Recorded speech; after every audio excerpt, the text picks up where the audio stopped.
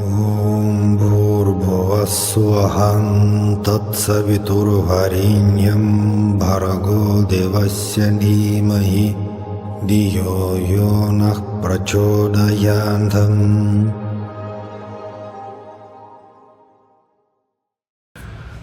Salam everyone, we continue our videos dedicated to our beloved Swami Sri Sathya Sai. And today I want to speak about wonderful tradition to write letters to our beloved Swami. Actually, this tradition was born when Sathya Sai was just very young. Even at that time, in middle of 20th century, first devotees, they started to write letters and just try to give it to Swami.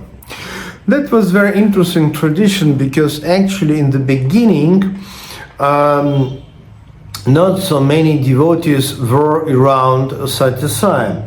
And I always wonder why those people started this tradition at all. Just remember 10, 20, okay, maybe 50 devotees with a very young Sathya Sai who was 20 plus years old. For what reason they started to write letters? So it means it must be some special spiritual meaning in that actually.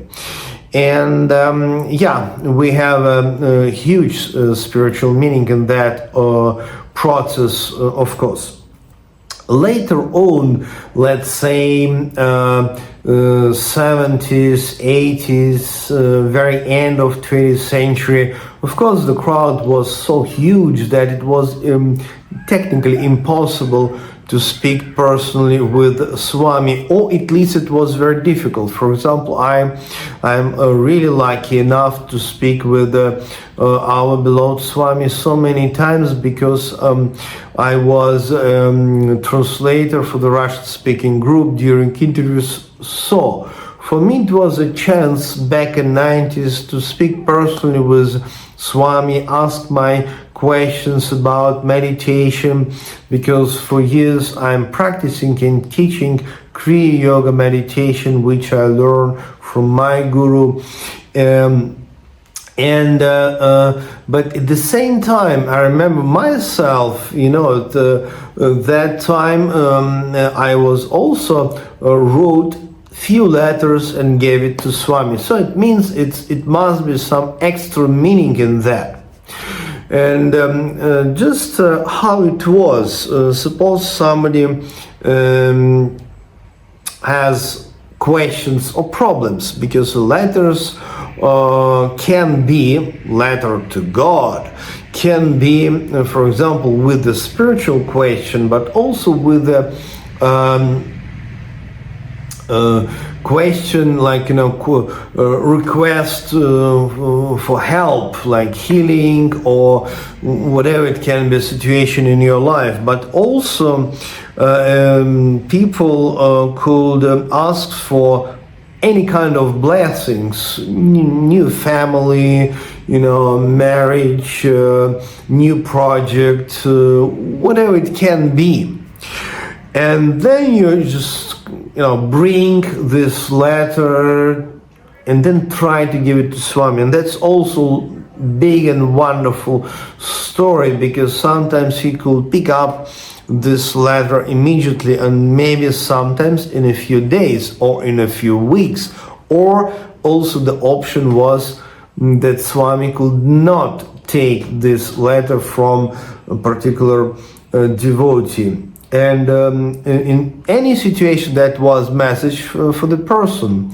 I mean to say, suppose if Swami is not taking your letter for a number of days or number of weeks, maybe the question is wrong. Maybe you don't need what you ask about, for, etc. Maybe you want to start new project and you're trying to give a letter with a potential blessing for this project, but maybe you don't need to start this project. That's reason why Swami doesn't want to take it. But at the same time, sometimes it was, just he was trying to check, are you serious enough about this question? If you're serious enough, then you can keep on bringing this letter for weeks and weeks. That's also possible. A reason for Swami's reaction in a positive or so-called negative way towards any particular letter from different devotees. So, and it was huge divine game to understand, what is the meaning of this or that reaction. And of course, my personal experience was that when I was writing, this letter with a number of questions, mostly spiritual, about meditation and different experiences, my experience was, I was writing the letter, but the feeling was that, come on, Swami already knows what I'm writing. And also interesting that he never actually physically read this letter. So just he pick up it and then keep it somewhere.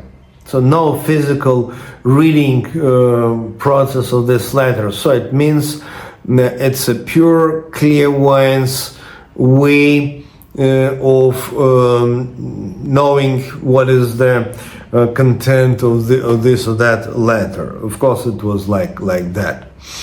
But this tradition actually continues even now, because now we have so-called Samadhi Mandiram, or tomb of our beloved Swami. Yeah, he left his physical body in 2011, and we have in the major ashram his tomb, and people bring letters to that place as well.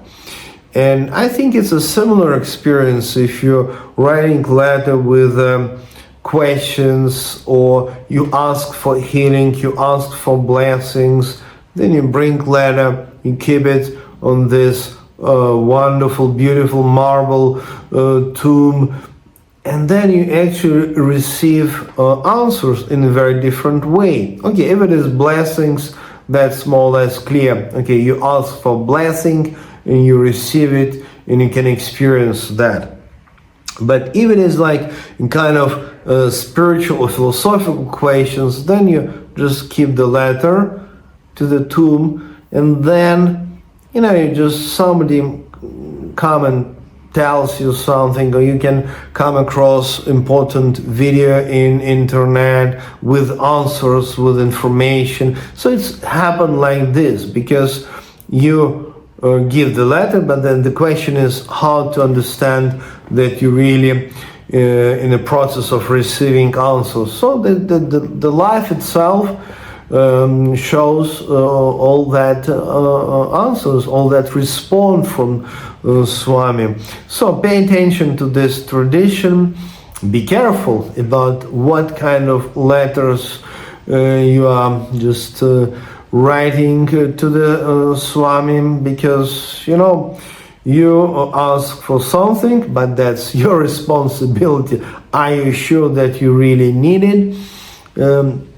And then please be open to receive answer, because sometimes it's also may happen that Swami really send his vibrations, information, but you're just not paying attention. That's also possible. So it's like communication with God. So please to be, it's important to be ready, not only ask, but to be able to receive. That's another big question. So Sairam, see you next time. God bless all of us.